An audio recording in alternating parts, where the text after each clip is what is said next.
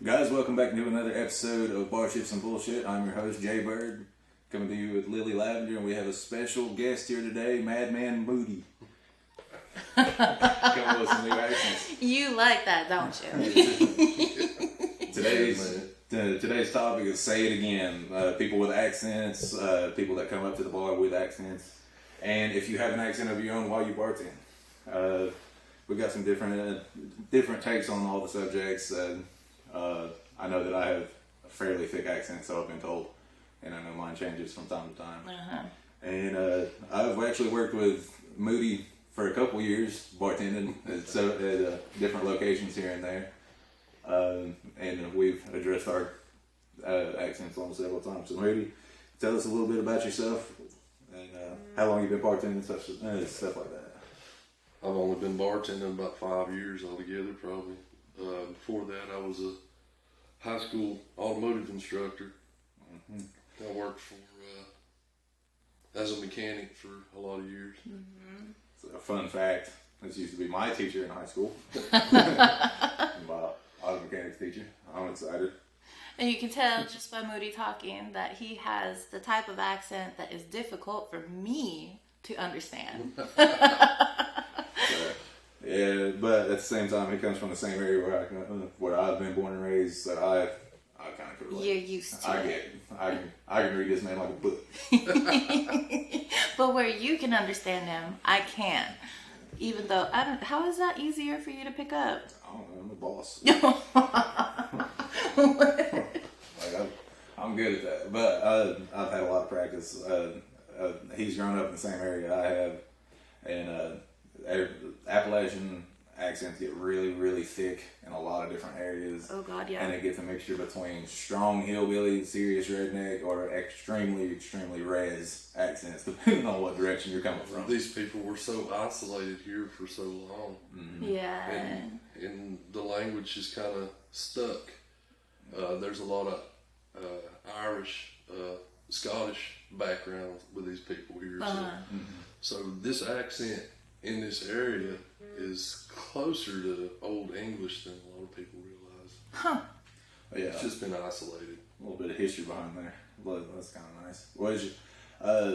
And a lot of different dialects come from a French area. I mean, obviously because of the French and Indian War. I mean, we are dead set in the middle of the reservation here as well. So it kind of goes back and forth on a regular basis. But what are some hurdles that you've come in with your accent? Have you had any hurdles? Hurdles. Oh yeah, especially during my teaching, or even as a mechanic, trying to explain to customers different problems they have with their vehicles, and with teaching, dealing with these kids, and them not being able to understand half of what I was saying. They didn't know much. Now, if it's kids that were from here and their parents were from here, you know, most of the time I got through to them a lot better, but like talking to my uncle or my cousin. Same old thing. Constantly having to reword stuff for people. Mm-hmm. You get used to rewording things to get through. One of my ex-wives used to accuse me. She was from Philly. She used to accuse me of speaking mumble, like it's a language. That's what I was gonna say. For me, it sounds like y'all are mumbling. So it's just not the enunciation portion. Well, and it's like a metaphor. She always got on me about how I used to address certain things. I mean, or certain people. Like if I thought she was nuts, I'd be like, she's crazier than a rat in the outhouse. Or if I'm on it, everybody always laugh at me if I'm on it. And I do it at the bar all the time. They'll order something, I'll be like, man, I'm on it. I'm on it like a duck on a June bug, and they just like, what? I'm like, duck on what? So this is some kind of things and that's what I do. I am in fine dining right now, and I tend to let that kind of slip every so often. I had somebody call me out on it not too long ago that I was leaving the table and be like, that's what's up. It was very, very ghetto, and she was like, that's not proper etiquette, sir. And I was like, listen, it's like if a guest comes up to me and I will do my greatest white man pitch at the table, you'll get this perfect salesman at first. But if you start talking ghetto to me, man, it's gonna come out ghetto. And then you start talking res to me, it's coming out there. I'm sorry, I couldn't stop it if I wanted to. So then you both have to answer this question. Is it easy for y'all to understand other accents from other countries because y'all have an accent? No. No? Is it more difficult? Yeah, do you think? Especially at the places I work, we deal with a lot of different nationalities, different countries coming in. No, you just got to do your best, you know. Yeah. Do your best. All the way up to the point where you're sign language, pointing at different views and different shit. Like, well, I guess this is what we're drinking today. Do whatever it takes. If your customer can be patient with you and you be patient with them, you can figure out what they want. As long as everybody's patient. Patient, that's the biggest thing. Yes. Well, I've worked with you a couple times, and I've had guests stop me, like, as you're leaving to go get their order, and it's like, you know what, that is the cutest accent I've ever heard, but I didn't understand a damn thing you said. I was like, I don't know, man, I'm sorry. like, just say it to me, I can have him say it back to you. You want to hear it again, we'll do this all over again. So, good Lord. But, so, with different accents and stuff, what kind of struggles, what's the hardest accent you've heard so far that's hard for you to understand?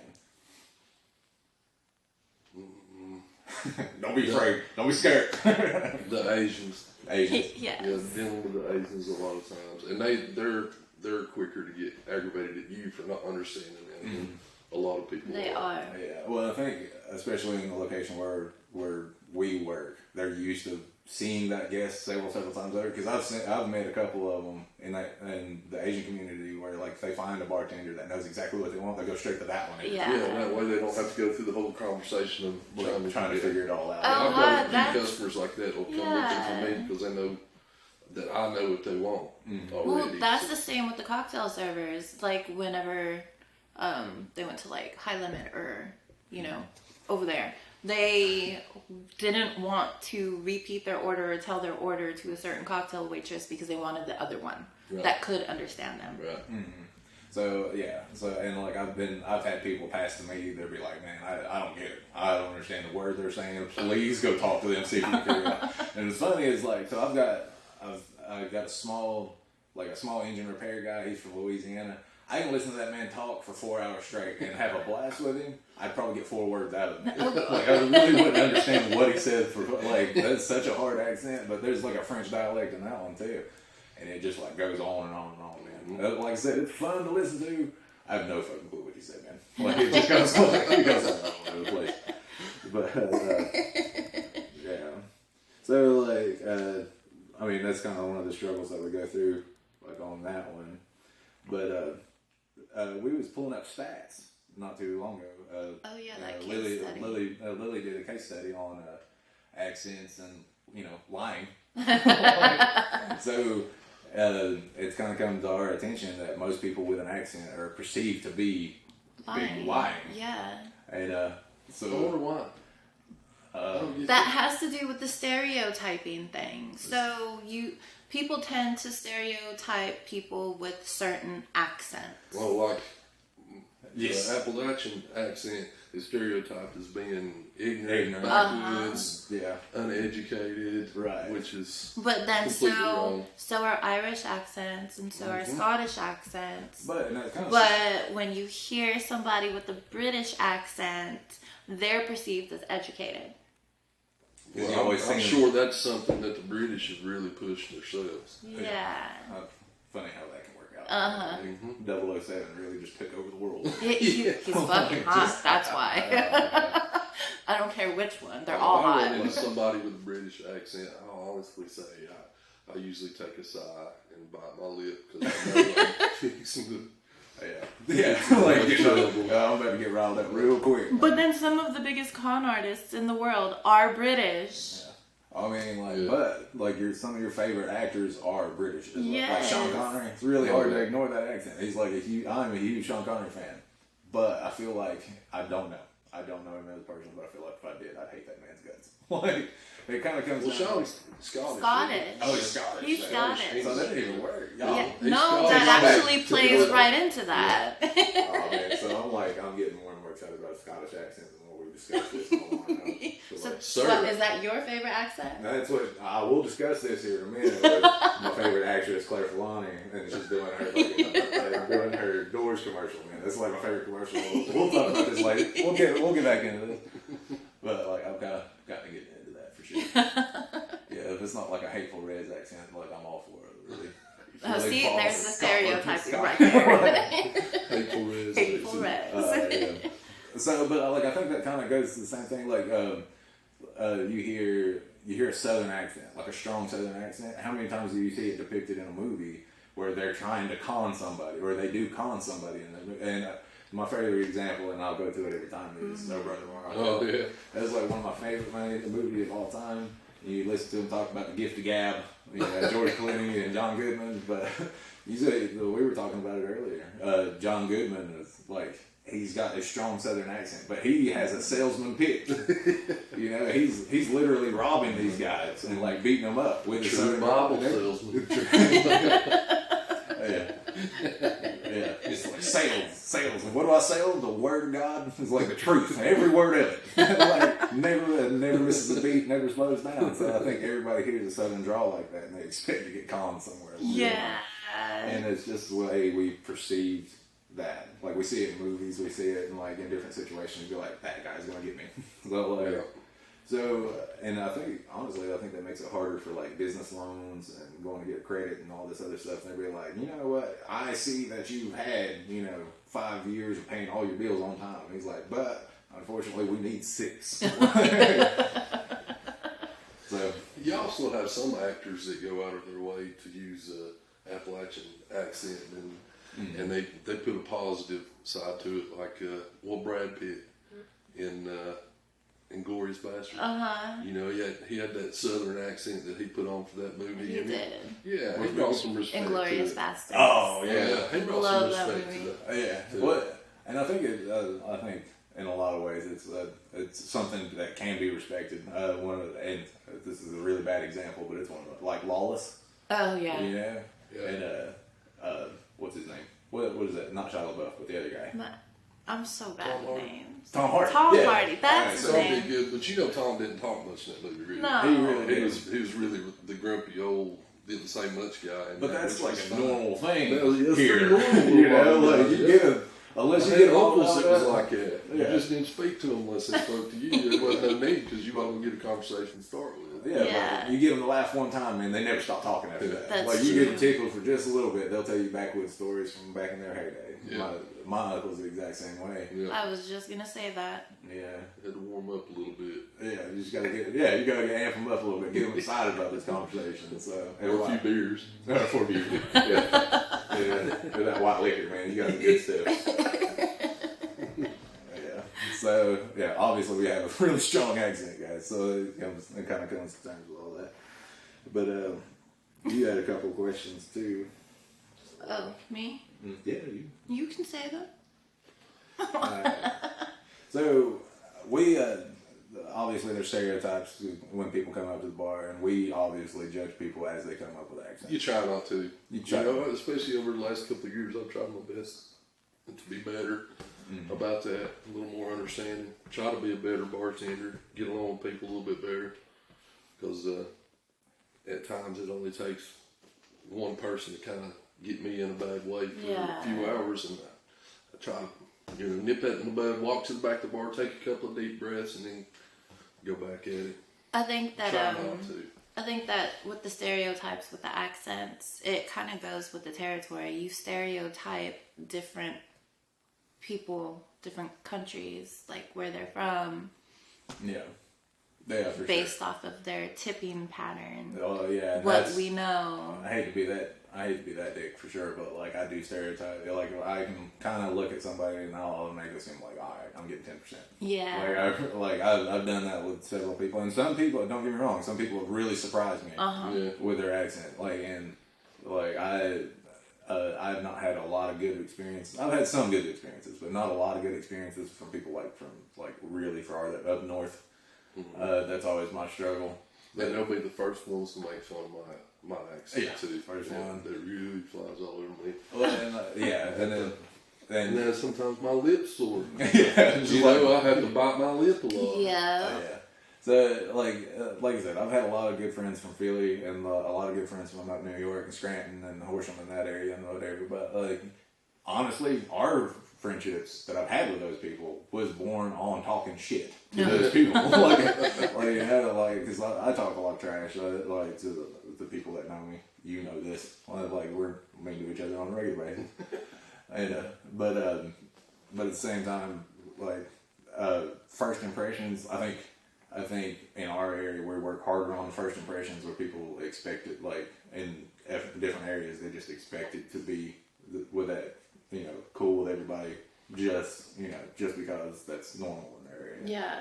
So where we work harder, I say where some people work harder to, build a really, really good experience up front and then there's other people that just kind of walk up and just expect to be, best buddies, straight out of the gate. So definitely a lot of people could be rubbed the wrong way in this situation for sure. Well, see, we were talking about that before Moody got here. How some people are different when they're behind the bar or they're the server. Like, you were calling me out on this not too long ago. I wasn't. Well, okay, yes, kind of. I wasn't calling you out on it. I was just pointing something out. But yeah, you changed your accent. Like, you enunciate things more clearly, whereas other people are more prone to be fake. That's what we were discussing. Yes. So, you and I have definitely had some different experiences with that. And I think you've known a lot of people that's doing the same thing where they talk a specific way. They're overly friendly. Yeah. You know. And we were exaggerating on the Southern hospitality. I think a lot of people in this area, some people that are kind of inexperienced in the customer service area, really over exaggerate their Southern drawl when they're talking. Like, so if I'm talking to you, my accent kind of sticks where it is, and then if I get excited, obviously my res comes out, whatever. But if I'm telling you something serious, I'm like very clear. This is a straight conversation. I'm enunciating my words. I'm wanting you to understand what I'm saying. Right. Especially if I'm mad, I talk slow. Right. Like if I'm talking, Anyway, that's the point. But you hear people that kind of really you hear them talk behind closed doors, and then they go and talk to a guest they've never seen before, and it's like the biggest Southern drawl you've ever heard. It's overly thick, and so it's kind of hard to kind of break away from that. And you can't really get used to a real bartender if they're giving you a fake front. Yeah, that was my point. Is that's why it's so difficult out here for tourists to find a good bartender when these tourists come here repeatedly, not just throughout the year, but from year to year. Mm-hmm. And they can never find that one bartender that they want to stick with when they come out here because they feel that they're fake based off their accent or their overly friendly manner, you know. Which kind of comes back to where the first point that we were talking about, why people with Southern accents can't be trusted. Yeah. Because, and it's kind of an ongoing joke for a hot minute where, you hear that Southern hospitality is fake hospitality and all that stuff, and people will die trying to prove that point. And that doesn't mean anything. I've been in that situation a lot of people. Which sees what you get with me. For real. If I don't like you, we're not gonna talk. If I don't like you, most times I'm just gonna avoid you. But if you really want a clear cut and dry answer of why I don't like you, you've met me. I will tell you. Whereas I don't change. I am the same with everybody, even if I don't like you, even if I don't want to talk to you, I am still the same. Yeah. Because you pointed that out. Yeah, you are. Yeah. You treat everybody as nice as possible, and I don't know whether I'm jealous or I just don't like it. But that brought me to my other point. So the whole Southern hospitality thing, I perceive that as nice sarcasm. Yeah, condescending. Yeah. Nice. That's how. Yeah. That's how I saw it. Well, the more I got to know the people around here, the more true it was. Mm-hmm. These people are going to be so friendly and nice to your face, but talk the most shit about you behind your back. And I'm like, holy crap. Did you ever see that meme? It's like, you see, it was like a Facebook meme. It was like three dudes just like talking to how we talk to each other. Like, oh, you asshole. Like, I thought I smelled something coming around the corner. He's like talking all kinds of shit, and then he walks off. And he's like, that's a real nice guy. And like you see three chicks walking out there. He's like, oh, you look so pretty. Like, I like the way you done your hair. You're doing a great job today. And then she walks off. That's the biggest cunt I've ever been. But that's it. That's like the perfect. Well, and it was funny is like where we used to work together. We saw that all the time. Yeah. Like that was blatant. Like it's definitely a big two-faced thing, but I think that's more gender specific than it is like an accent specific. Like I mean, kind of went with hospitality. I don't know. I experienced that with both male and female. Yeah. Oh yeah, I guess so. But I mean, as much like as contradicting what we get, like it'd be kind of weird to expect that everybody would be gay. Like, Yeah. You know what I'm saying? You actually listen to the way that we all talk to each other. Some people start to wonder, I think. Like I got this guy at work. This is kind of going off topic, but I got this guy at work, and he's really, really homophobic. And if he's listening, he knows I'm talking about him. So I get two reactions. So I come up, and this is not normal. Okay, I get it. But I come up behind him all the time. He'll be like serious, focused on his work. I'll come up and I'll stick my thumb up his butt. I'll do some little attention getter. Yes, that's exactly it. So I'll do that. He'll get all mad and riled up. And then I'll do it to my other buddy, and he'll be like, "Ooh, about lost a thumb, dude." See something you like? It's like, ooh. It's like, do it again. There was this one day, this one guy in particular, like, he got all mad. Like, I would do it, and then my other buddy would come up behind me, and he'd do it again. And so we were just terrorizing. We were just going in circles. About this time, one of our managers, who's a chick, like, came up and grabbed him by the waist, and he had turned around, and his fist was all balled up, ready to hit him. And we were dying laughing. We saw it from a distance. And Lauren's like, "I'm sorry." She's like, "I'm so sorry." And guy looked at her, he's like, "Man," and me and my buddy were just dying laughing. We were just looking at him. He's like, honestly, he's ready. Yeah. He's ready to quit right then. But he told me, he's like, "Man, I'm gonna take you to HR." I was like, "Please, I want to see it. I want to see it on the paperwork that you filed. Like, this big man violated me in this way. I want to see the details." Yeah, but. Oh God. So yeah, we terrorize. I terrorize people at work. That's my go-to. I get excited about such things. That's how you get through the day. Yes, sure. it is. Yeah, so you gotta have fun at work, guys. That's kind of a bigger one. But we were kind of going over accents. What is your favorite accent? Mine is the French accent. French accent. Yeah.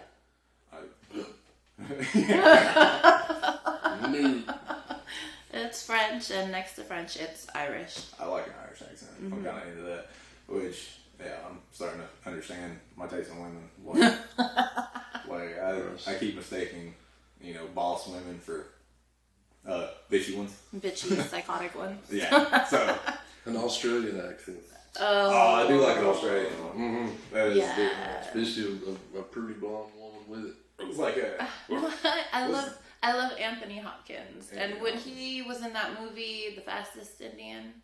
Oh, it's Fast. Yes, and it wasn't Australian. It was a New New Zealand accent, but they're very similar. I loved it. I love that movie, man. Yeah, But then the man was pretty good with the women too. Yes.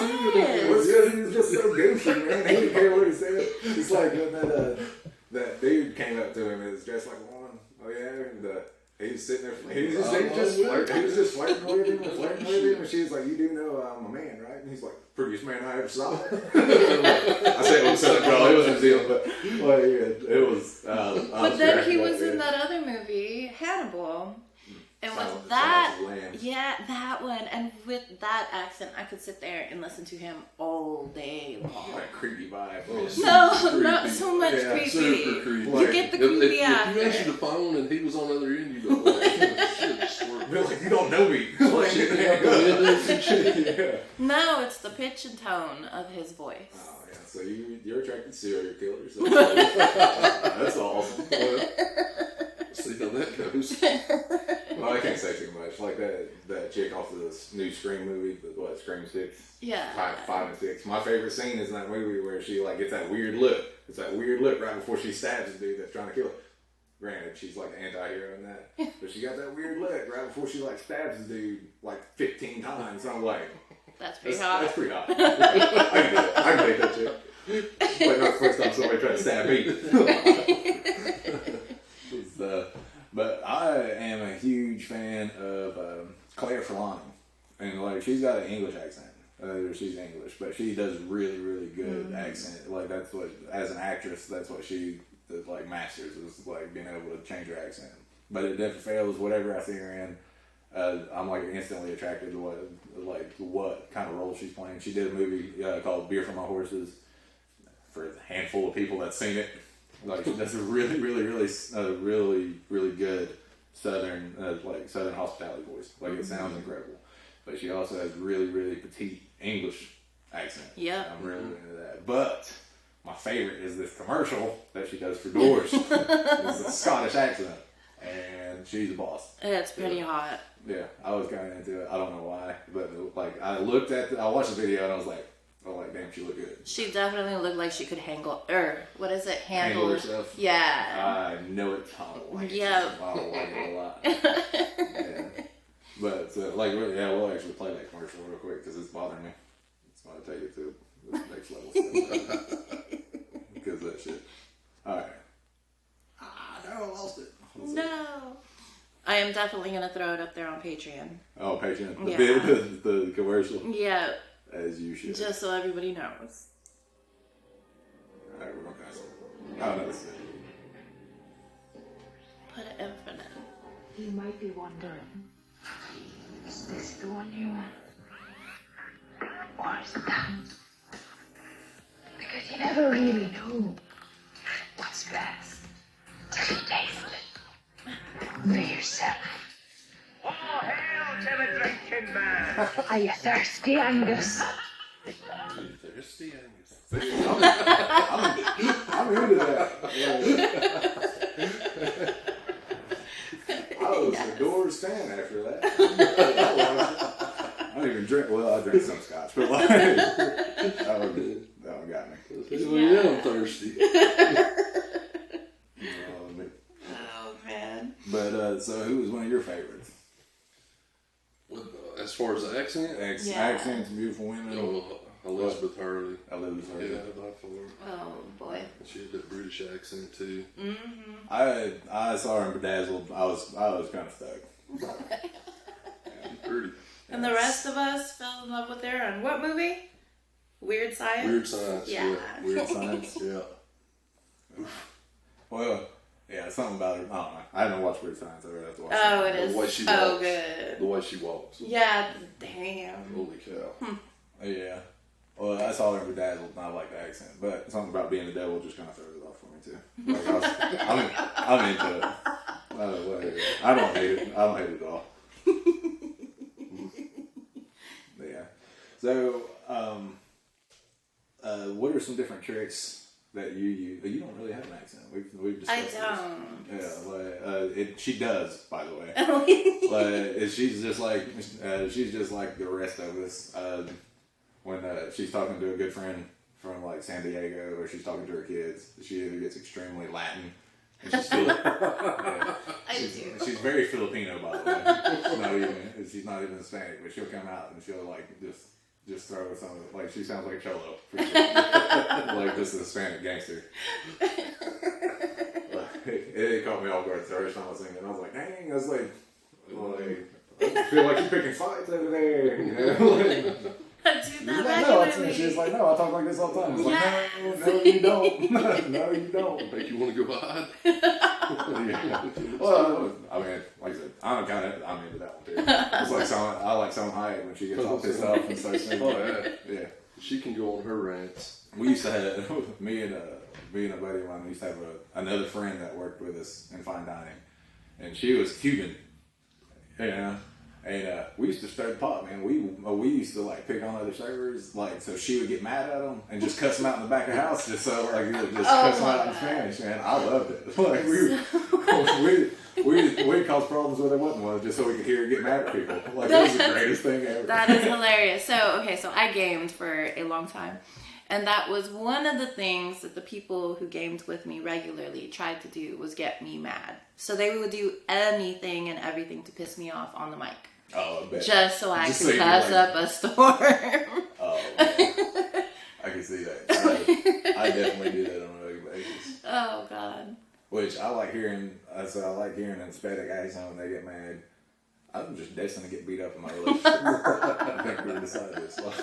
Because I like an Irish accent. When they get mad, you can't. Or Irish and Scottish can't understand the word they're saying. No. When they get so they're just going to kill you and you don't even know why. I'm like, I don't know what you just said, but it sounded great. Okay, so that brings me to a question.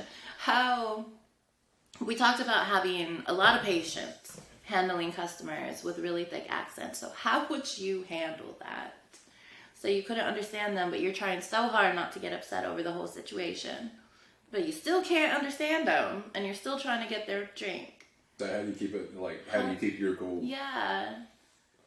Like I said, you just got to bite your lip the best you can, and work with people as good as you can. You don't take out like a pen and paper, try to write it down, or try to draw a picture. Well, I don't do that. Most of the time, sometimes, like with the draft beers, it may even get to the point to where you're going over and touching each individual draft until you get to the right one, or they point out what you're wanting. Mm-hmm. And there again, once those people convey what they're wanting to you finally, they'll come back to you. Yeah, they're the one you're looking for because they don't want to have to go through the whole ordeal with the next guy.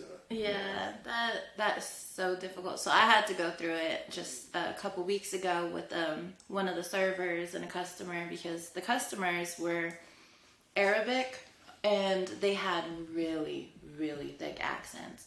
So she went over there and tried to take their order and thought that they had said 3 mojitos, but an orange mojito.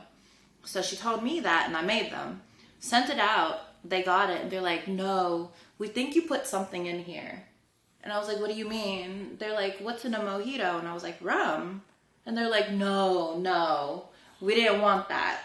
I was like, oh, so you wanted a virgin mojito. They didn't want any alcohol. They didn't want to get lit. Yeah. So when they said the word virgin, she thought that they said orange. Oh, Yeah. I can see that.